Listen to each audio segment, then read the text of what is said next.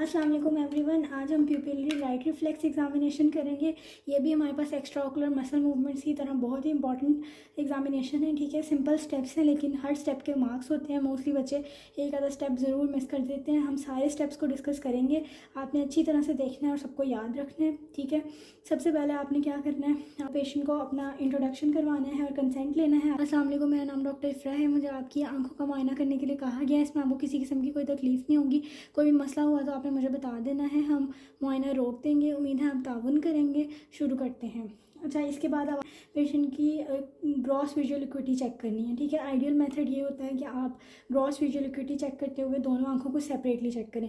तो आपने पेशेंट को कहना है कि आप अपनी बाईं आंख को अपनी हथेली से इस तरह बंद कर लें।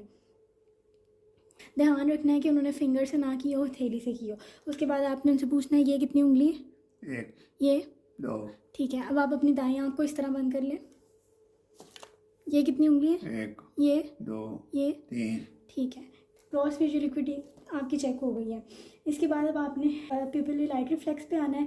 उसके लिए इंपॉर्टेंट ये है कि आप एग्जामिनर को बताएं कि डिम लाइट की आपको ज़रूरत है। आपने कहना है कि sir I need dim light to perform pupillary light reflex. फिर एग्जामिनर की अपनी मर्जियाँ हो सकता है वो वहाँ पे लाइट को वाकई डिम कर दें, या फिर ये है कि वो आपको कह दें कि यू में प्रोसीड, लेकिन आपने उनको बताना ज़रूर है ताकि उनको आइडिया हो कि आपको स्टेप का पता है। ठीक है।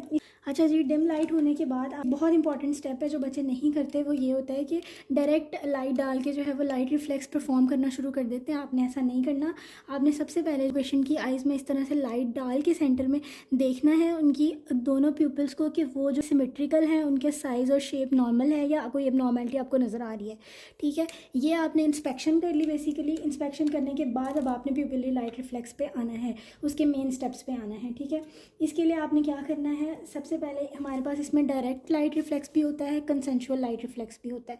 ठीक है, डायरेक्ट लाइट रिफ्लेक्स परफॉर्म करने के लिए आप क्या करेंगे कि पेशेंट के कान के पीछे जो अपनी टॉर्च रखेंगे उसको ऑन करेंगे और फिर आप उसको आहिस्ता आहिस्ता जो यहाँ पर लेकर आएंगे।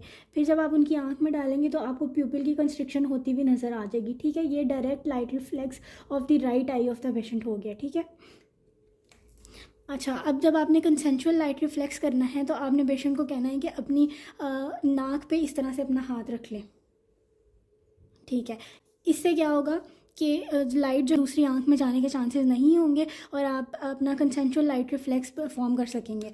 अब आपने क्या करना है, आपने दोबारा उसी तरह पेशेंट की कान के पीछे से टॉर्च ऑन करके लेकर आनी है, लेकिन अब आपने इस आंख को नहीं देखना, आपने ऑपोजिट आई को देखना है उसमें कंस्ट्रिक्शन हुई है या नहीं। ठीक है, अब ये हमारा कंसेंशुअल लाइट रिफ्लेक्स हो गया।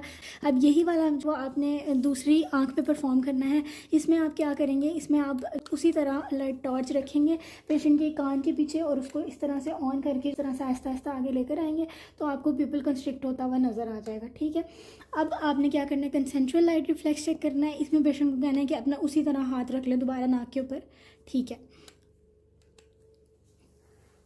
अब आप लेकर आएंगे लाइट तो आपने दूसरी आंख में देखना है कि आपको प्यूपिल कंस्ट्रिक्ट होता हुआ नज़र आ रहा है या नहीं। आपने एग्जामिनर को दिखाना है कि आप दूसरी आंख में देख रहे हैं। ठीक है, तो ये आपका कंसेंशुअल लाइट रिफ्लेक्स भी परफॉर्म हो गया है। हमारे पास स्विंगिंग लाइट रिफ्लेक्स आता है। स्विंगिंग लाइट रिफ्लेक्स में बेसिकली हमने क्या करना होता है, उसमें हमने दोनों आँखों को इंस्पेक्ट करना होता है एक साथ। ठीक है, ये अब आप इसी तरह से लाइट लेकर आए हैं। ठीक है, 1 2 3 शिफ्ट, 1 2 3 शिफ्ट, 1 2 3 शिफ्ट, 1 2 3 शिफ्ट।